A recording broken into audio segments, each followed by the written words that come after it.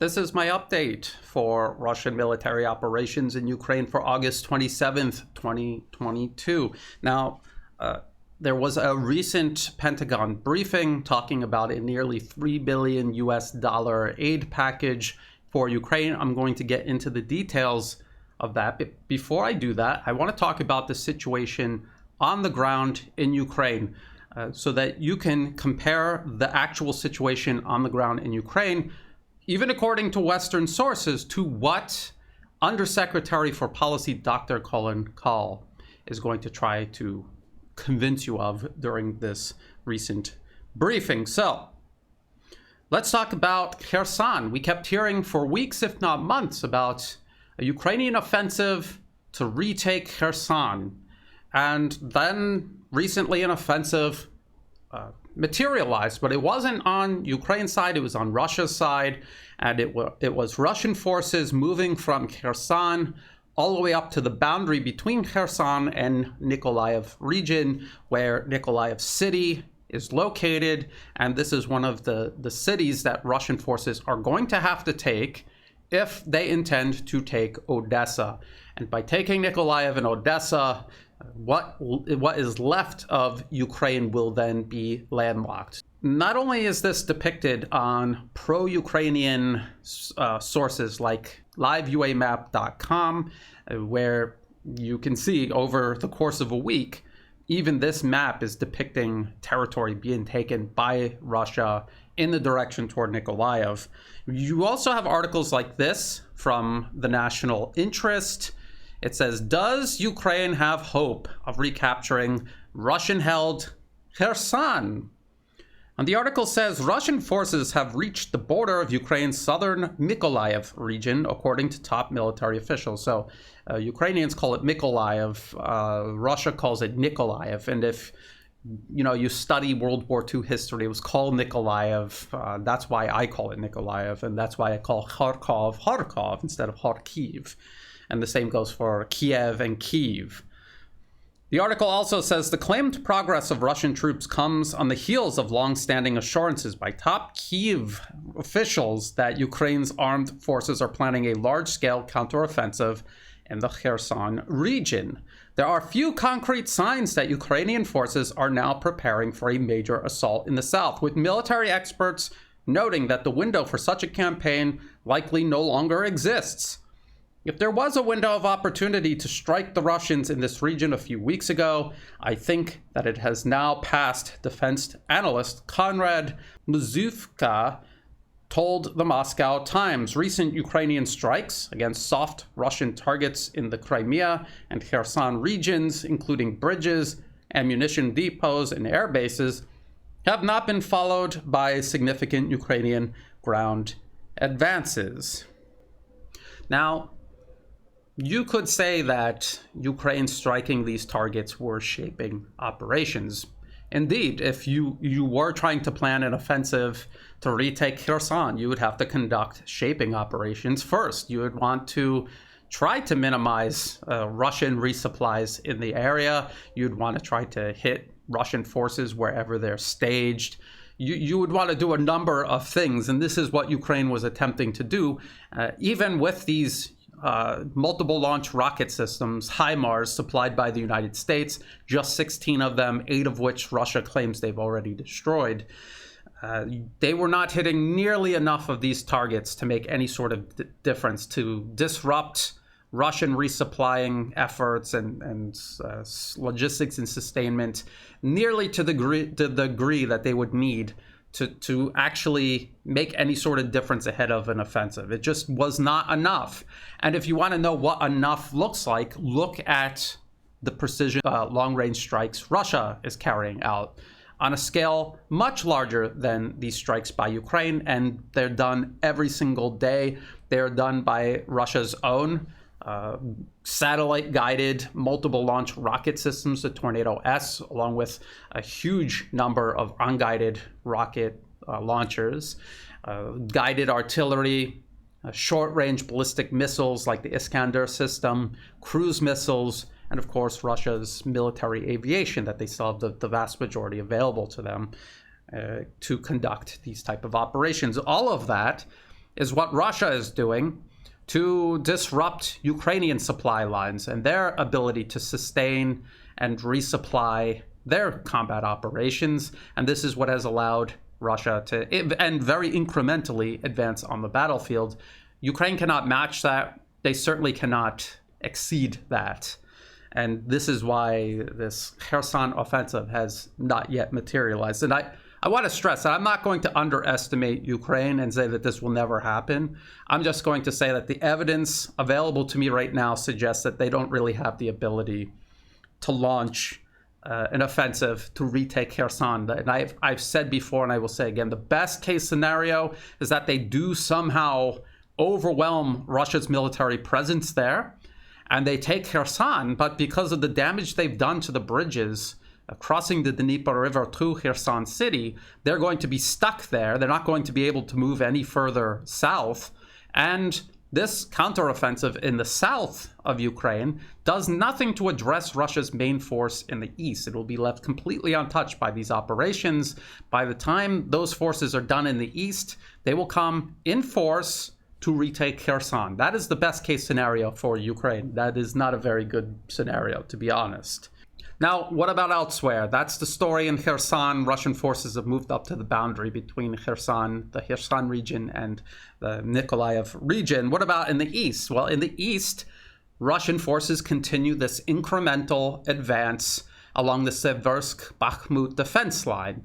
And this is the exact same type of fighting that we saw when Russia was moving towards Severodonetsk and Lysychansk. We kept hearing from the Western media, from Western governments, that Russia had stalled, that they're not going to be able to take these two developed urban and industrial areas, but eventually Russia did. They did. And now we're watching the exact same scenario unfold in regards to Seversk, Soledar, Bakhmut.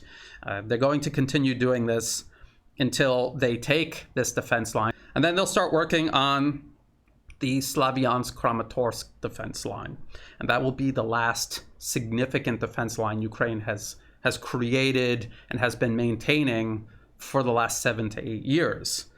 Now, even the UK Ministry of Defense, right here, this is their official account on Twitter. This is an August 27, 2022 Defense Intelligence Update. And the link to all of this will be in the video description below, so you can check it out yourself. And this is what the UK Ministry of Defense in their Defense Intelligence Update says. Over the last 5 days, there has probably been an increase in the intensity of Russian assaults along the Donetsk sector of the Donbas. North of Donetsk city, there has been intense fighting near the towns of Seversk and Bakhmut. It also says pro-Russian separatist militia have probably made some progress toward the center of the village of Pesky, near Donetsk airport. However, overall, Russian forces have secured few territorial gains. But this is an admission that, nonetheless, they have made territorial gains. And if Russia is incrementally making territorial gains, however small and incremental, Ukraine is losing territory. That is how this works. It also says there is a realistic possibility that Russia has increased its efforts in the Donbas in an attempt to draw in or fix additional Ukrainian units amid speculation that Ukraine is planning a major counteroffensive. Maybe, maybe not. But remember, we were told that the fighting in the east and in the south diminished because of these HIMARS destroying Russian supply lines and their warehouses and their ammunition depots. And yet here is the UK Ministry of Defense saying otherwise, that the intensity has actually increased.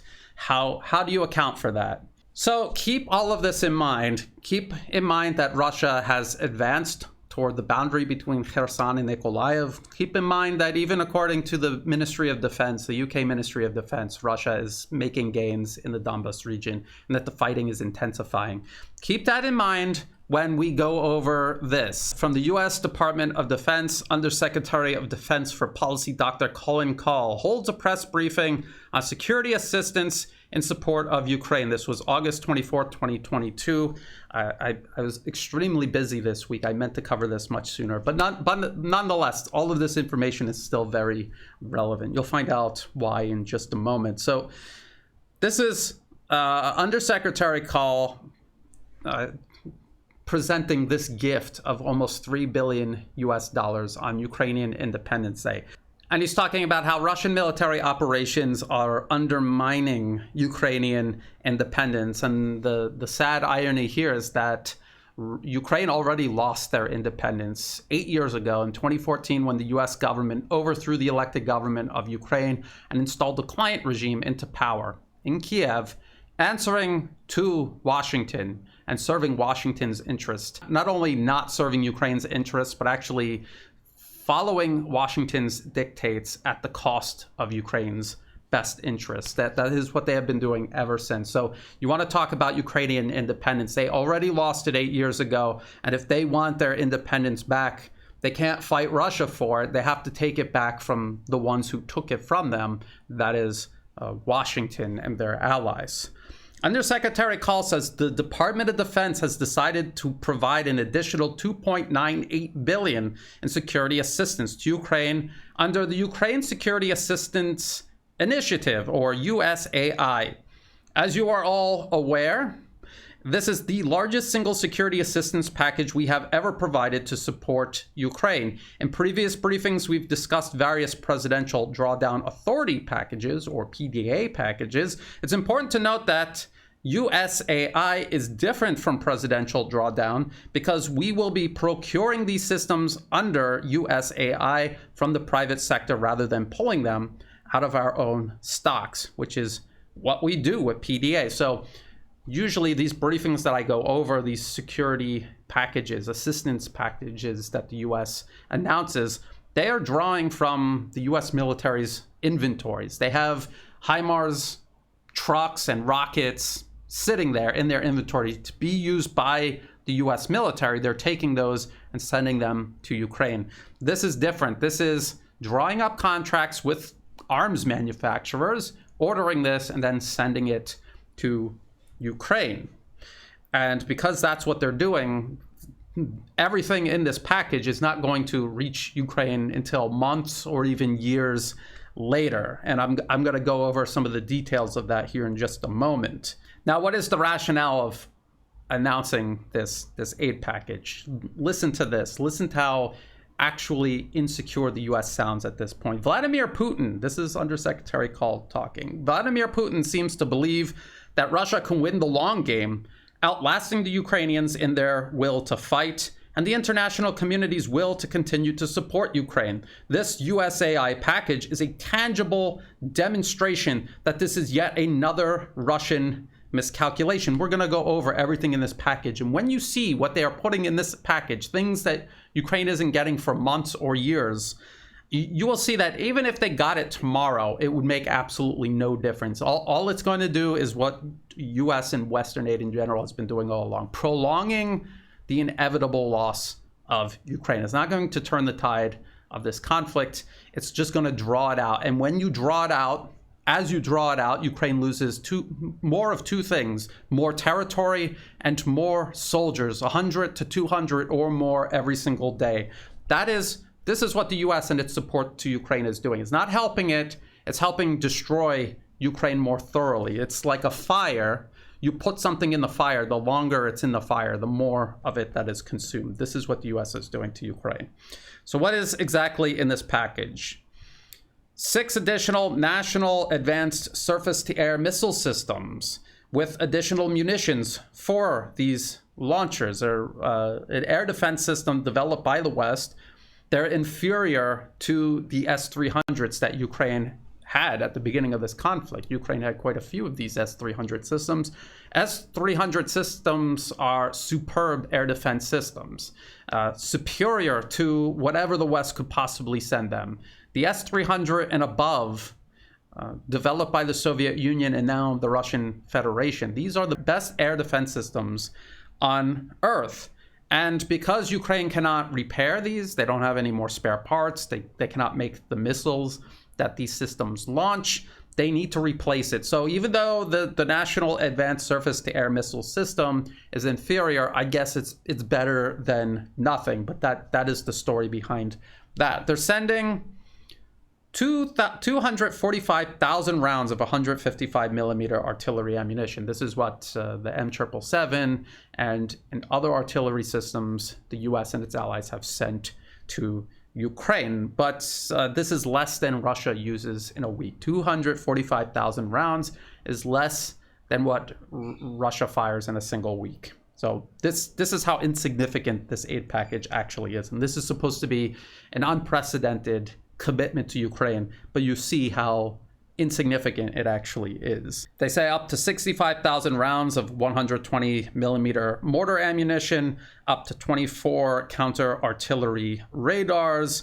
Puma unmanned aerial systems, they don't say how many, and support equipment for ScanEagle UAS systems, unmanned aerial systems, UAS.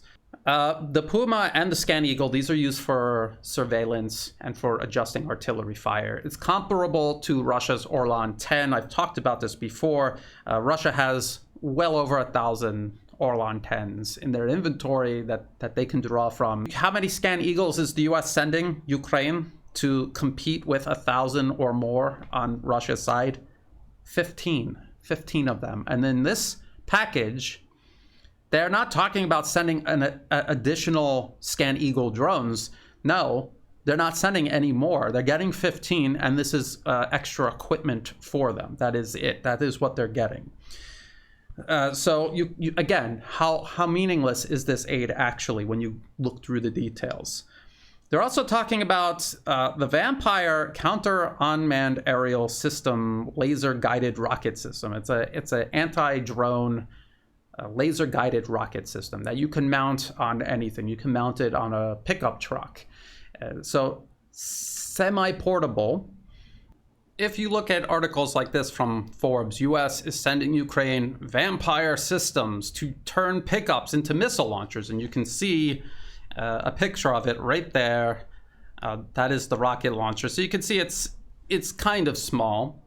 But the problem is, usually you'd mount something like this on a helicopter or even an aircraft. And because of the height that these aircraft would be flying at and the speed that they're flying at, this would increase their range, their field of view and their range. But because you stuck it on the back of a pickup truck, because Ukraine doesn't have any of these aircraft to put them on, it reduces the range to about 1.6 kilometers. And we're talking about everything from tanks on up, firing much further than that. So this is out of range of almost everything, except maybe small drones that would be flying near Ukraine. So this is overkill for shooting down drones, of which Russia has a huge number of, and they're going to have these out there trying to do that. This Forbes article, as one of the selling points of this Vampire laser-guided rocket, is that you can stick them on commercial vehicles, which would make it harder for Russia to find them and destroy them. But you know what else it would do? It would make all civilian vehicles potential targets that Russia would have to consider in order to hit these systems. And we've already heard, even from Amnesty International or the Washington Post, about Ukraine's tactics of hiding among the civilian population. So this is a continuation of it, and it's being encouraged by the Western media and by Western governments sending them weapons that can specifically be mounted on civilian vehicles, specifically to hide from Russian forces. And the last item that Undersecretary Kahl announces is a substantial funding package for training, maintenance, and sustainment, so that Ukraine can keep the equipment they already have in the fight, unless Russia destroys it, which is what's happening to most of this equipment. And everything else, even if you're sending money for training, maintenance, and sustainment, even if you're sending all of this money and you're training people, it still takes a really long time to get people in there that understand these systems well enough to maintain them out in the field or workshops close to the battlefield. Now, just to give you an idea of how long it's going to take these systems to reach the battlefield in this latest package, this Vampire counter-drone laser-guided rocket system, it isn't going to reach Ukraine until at least 9 months. We have this Business Insider article. U.S. is sending Ukraine Vampire rocket launchers that can turn a regular pickup truck into a drone killer.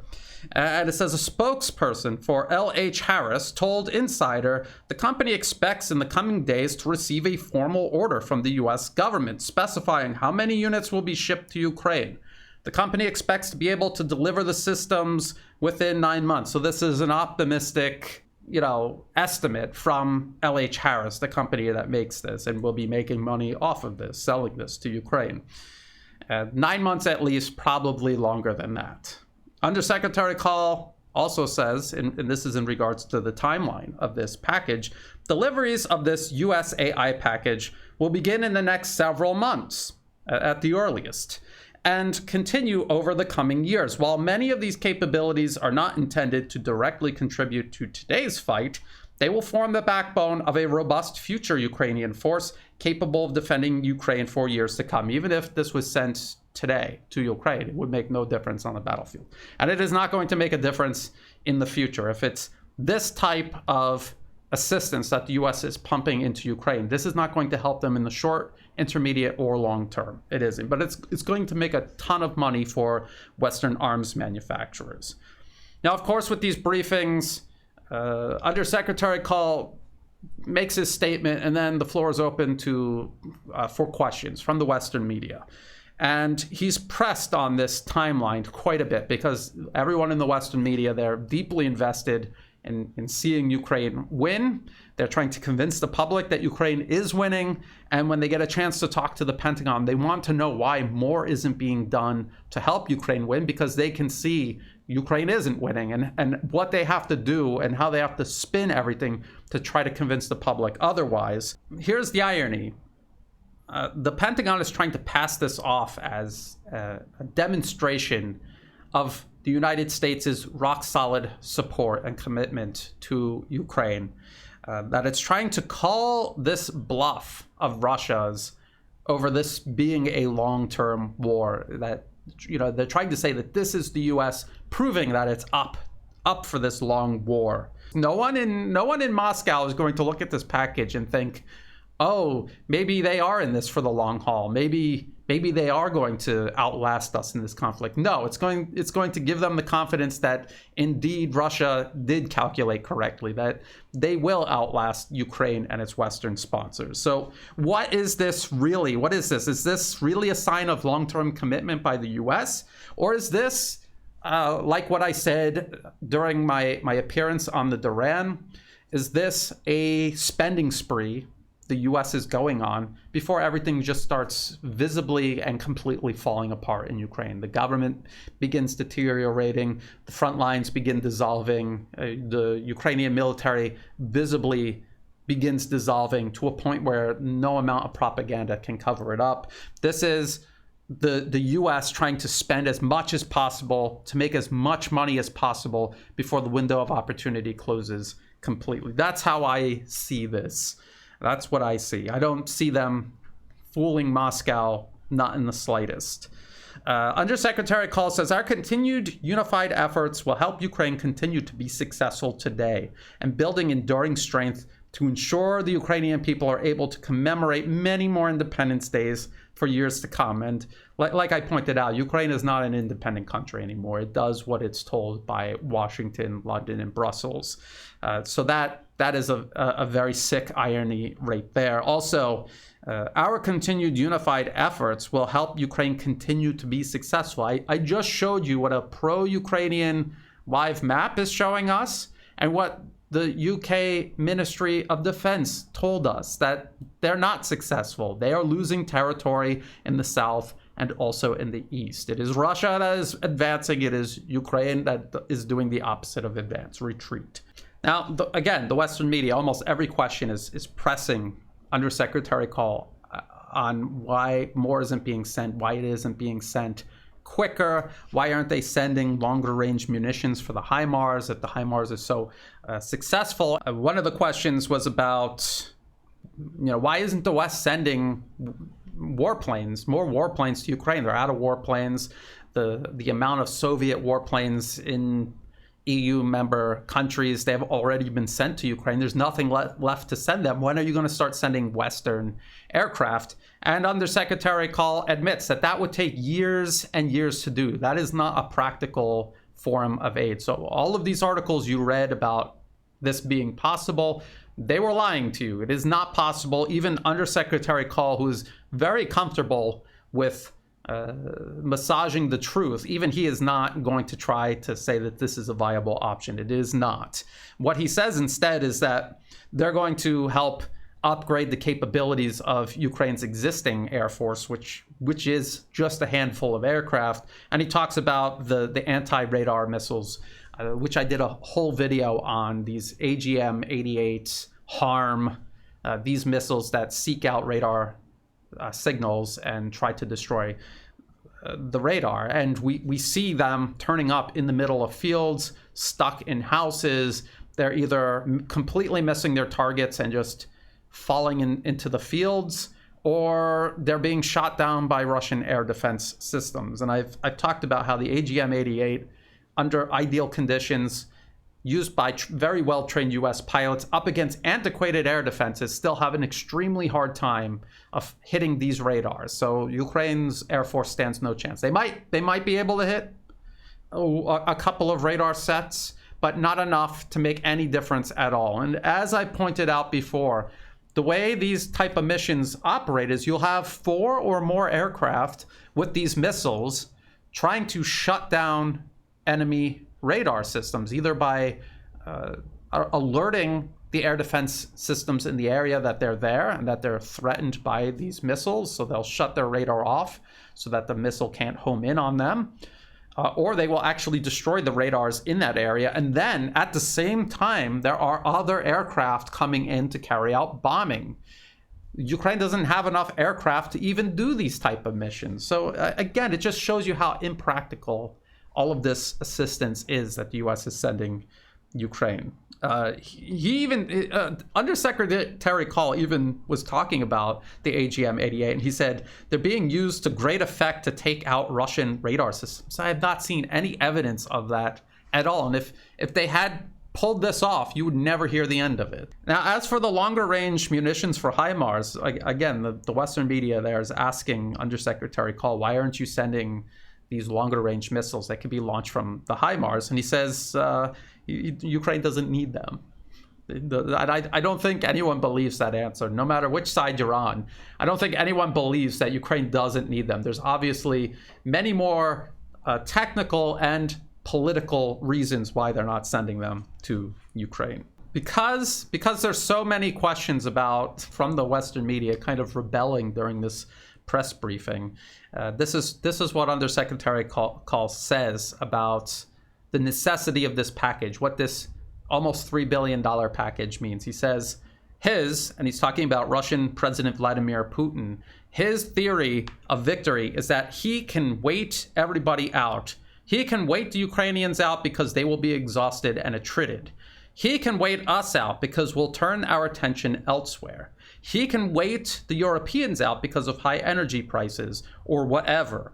And so packages like this are extraordinarily important, indirectly challenging Putin's theory of the case, which is that we're not in it for the long haul, that we aren't supporting Ukraine for the long haul. So the other value is using the USAI money is that, when we take things out of our own stocks, we're taking things out of our own stocks.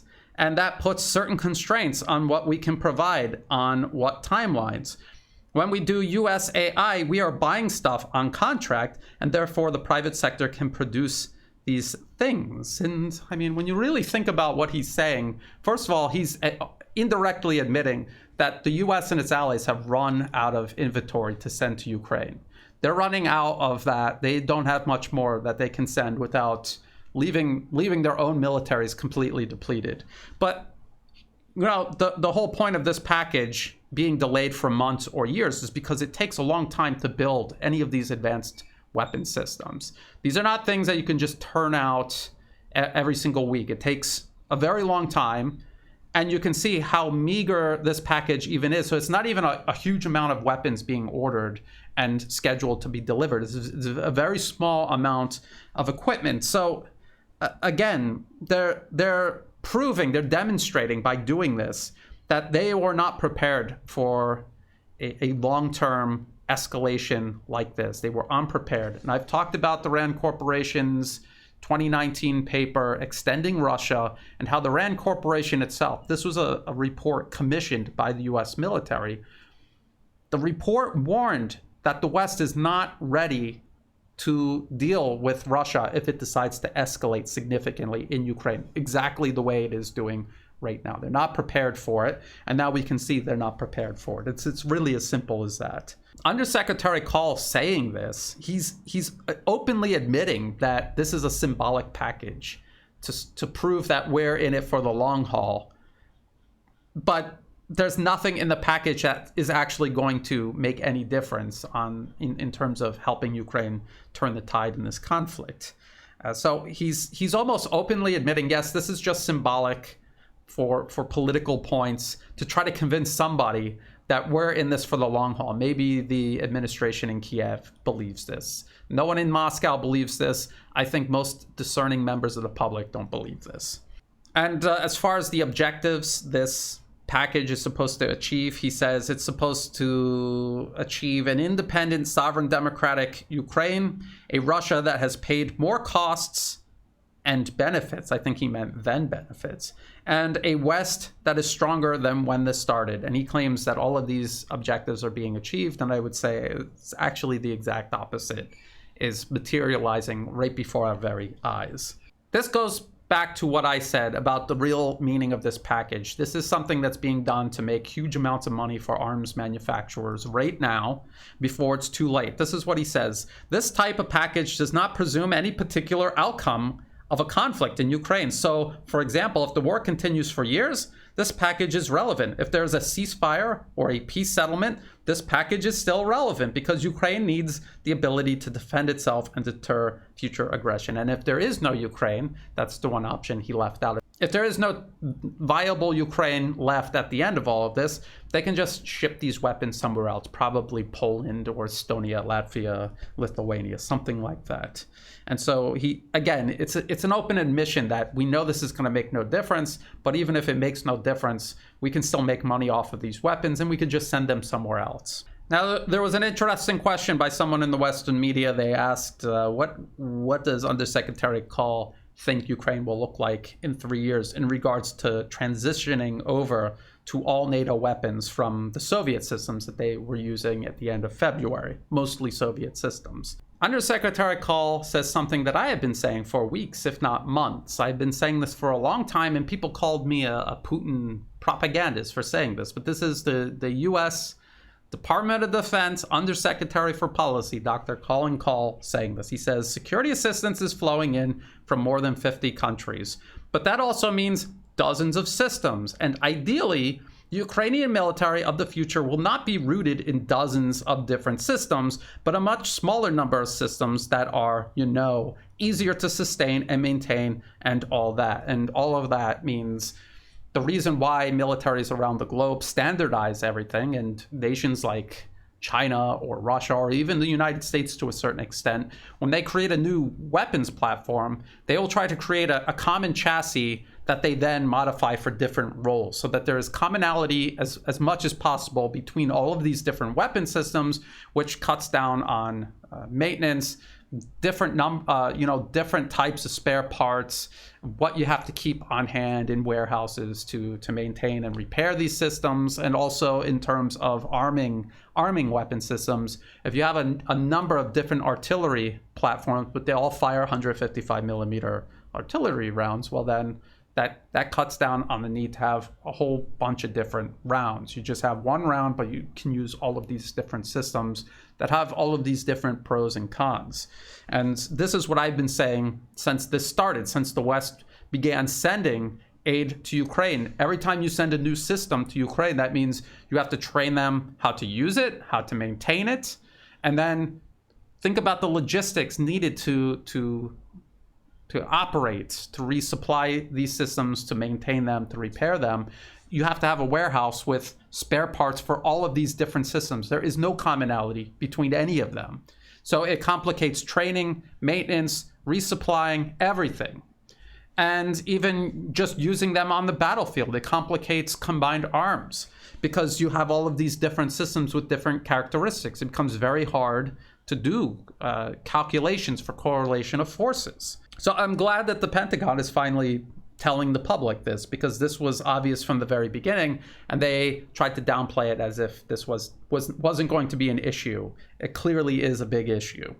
So that was pretty much it for this nearly $3 billion assistance package. I want to talk also about Russia announcing the expansion of its army. So let's go to the New York Times, their article, Putin orders a sharp expansion of Russia's hard-hit armed forces. And when you read this headline, it sounds like this is a desperate measure meant to immediately expand Russia's army because they're losing so many troops in this conflict. We've heard all of the Western claims that Russia has lost up to 80,000 troops. That is not true. There's no evidence to substantiate that claim, and it also just on a common sense level doesn't make any sense, because the very type of combat that's taking place, how would these Russian forces be dying if it's a long range battle with artillery? Russia by far outguns Ukraine. How are all of their troops dying then? How is that happening? They never explain that. Anyway, let's see what the New York Times in their article has to say. The New York Times claims President Vladimir V. Putin on Thursday ordered a sharp increase in the size of Russia's armed forces, a reversal of years of efforts by the Kremlin to slim down a bloated military, and the latest sign that he is bracing for a long war in Ukraine where Russia has suffered heavy losses. This is completely untrue. There are no efforts to slim down a bloated military. There has always been an effort to expand the number of contracted soldiers versus conscripts. They want to slim down the number of conscripts. They want to increase the number of contract soldiers. So here's the New York Times hoping you don't know any of that, and they could pass this off as another sign that Russia just hold out a little longer because Russia's about to give up and collapse. The New York Times also says the decree, stamped by the president's office and posted on the Kremlin website, raised the target number of active duty service members by about 137,000 to 1.1 million as of January of next year, and ordered the government to set aside money to pay for the increase. So this isn't even going to take place until next year.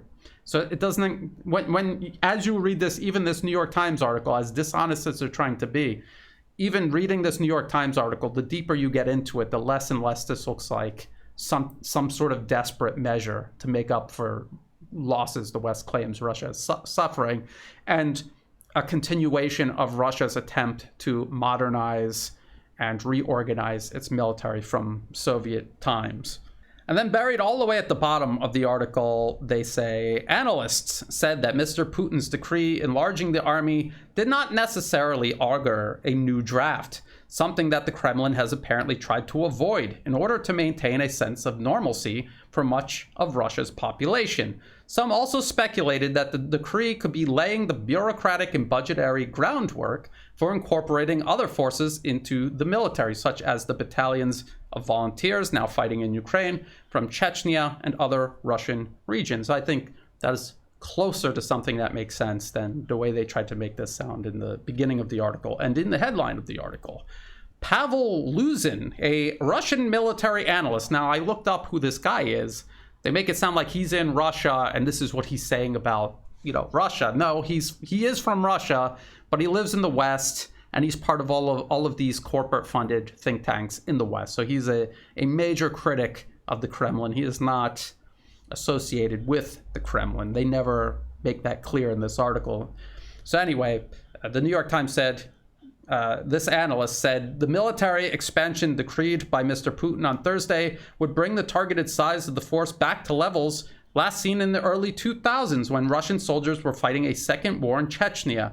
Given Russia's shrinking population and the ravages of the war, he added, it was hard to imagine enough conscripts and recruits being assembled to meet the target laid out in the order. The Russian army in today's conditions can never be a million-man army, Mr. Luzin wrote, especially with gigantic losses and mass departures in conditions of war. But that assumes that any of that is true. These are claims made by the West, alongside other claims we know now are completely false. To get closer to the truth, let's look at this. This is Russian state media, TASS. Putin issues decree to increase army standard strength by 137,000 as of 2023. So in the headline, you can already see this is something for next year. This is not some urgent measure being pushed ahead because the Russian military is collapsing. And if you read the contents of this article, they heavily emphasize the necessity to increase the number of contract soldiers versus conscripts. And anyone who has been watching the Russian military for any length of time knows that this has been a process that has been ongoing for many, many years. The backbone of Russian military forces fighting in Ukraine, they consist of units called Battalion tactical groups. This is a unit that is as big as 600 to 1,000 troops. And in these battalion tactical groups, or BTGs, they have relative to the size of the unit, a huge amount of heavy weapons. They have tanks. They have infantry fighting vehicles. They have armored personnel carriers. They have armored vehicles that mount anti-tank weapons. They have artillery. They have multiple launch rocket systems. They have their own air defense systems, mobile air defense systems. So it's an extremely powerful unit for its size.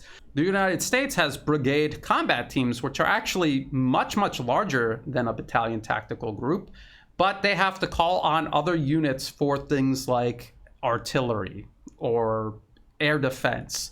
And so that is the main difference between Russian forces, how they are organized, and the US and how they organize their forces. So Russia organizes their forces around battalion tactical groups. The US organizes their army around brigade combat teams.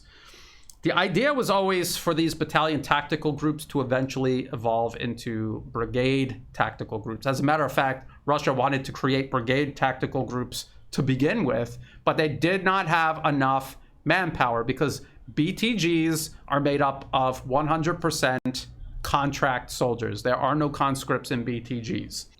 And to prove this, I want to show you this article from the Jamestown Foundation, Moscow Resurrects Battalion Tactical Group. Notice the date of this. This is 2012. This is 2012. And listen to what they say. At the heart of the reform of Russia's armed forces launched in October 2008 was the aim to create permanent readiness brigades, principally to facilitate rapid deployment and enhance combat capability and combat readiness. It is now a source of furrowed brows among the country's top brass. This was in 2012. Problems linked to manpower, such as a lack of sufficient numbers of contract personnel and ongoing problems with the conscript pool serving for 12 months, rendered these high aims open to question, and ultimately it did not happen. This most recent announcement by the Russian government is to address these problems that Russia had back then when they tried this and failed to do this. This is what the Jamestown Foundation article says next. They say, recent moves by the General Staff, again, this is 2012, seem to recognize the failure in the past 4 years to activate these brigades in the designed manner. Now the preference is for battalion tactical groups, and this is still what Russia uses to this day. Now there is the reality that Russia is conducting intense military operations in Ukraine. They are also still conducting military operations in Syria. And so when you are doing this, it always helps to have a much larger military to ensure that you can sustain both of these operations in terms of manpower, and also so that you have forces to draw on in case another crisis pops up, possibly provoked by the US elsewhere. But the truth of the matter is, there has always been a desire by Russia to stand up brigade-sized tactical groups. The Battalion Tactical Group is a compromise because they simply did not have the manpower to stand up brigade tactical groups. That is the final goal, and that is what Russia is moving towards with this most recent announcement. And just to give you an idea, China already has their version of the Battalion Tactical Group is called the Combined Arms Battalion, but China also has Combined Arms Brigades. They have both. So if you're wondering what the Russian military might look like when they finally achieve this, it'll look a lot like China's military, the way they've organized it. And as a matter of fact, China is organizing it based on what Russia is learning through their operations in Syria and now Ukraine. And China has the manpower to stand up a brigade-sized unit like this.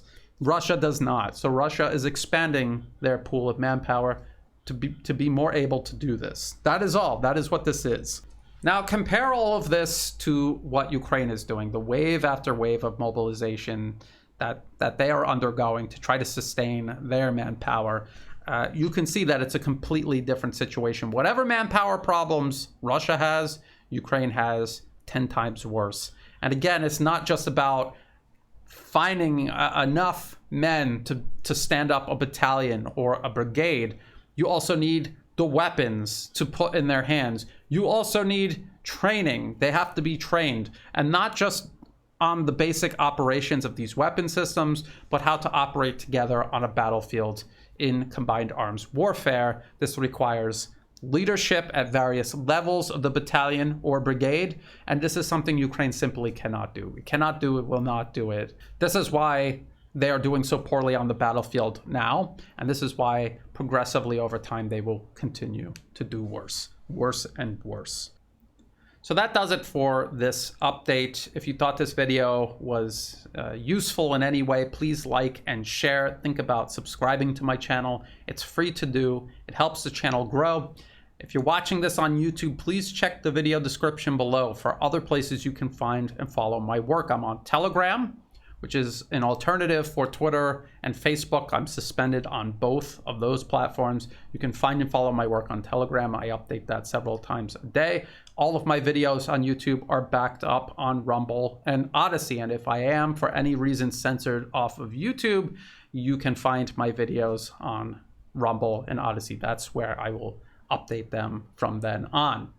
Also in the video description below are all of the links to everything that I just covered, as well as for ways you can help support my work. You can do that through Buy Me a Coffee, through Patreon, and also through PayPal. And to everyone who has been helping, whether it's month-to-month donations, one-time donations, or even if you're just sharing my work with others, helping get the word out there, I appreciate all of that. I could not do this work without that support, so thank you. And as always, thank you for watching.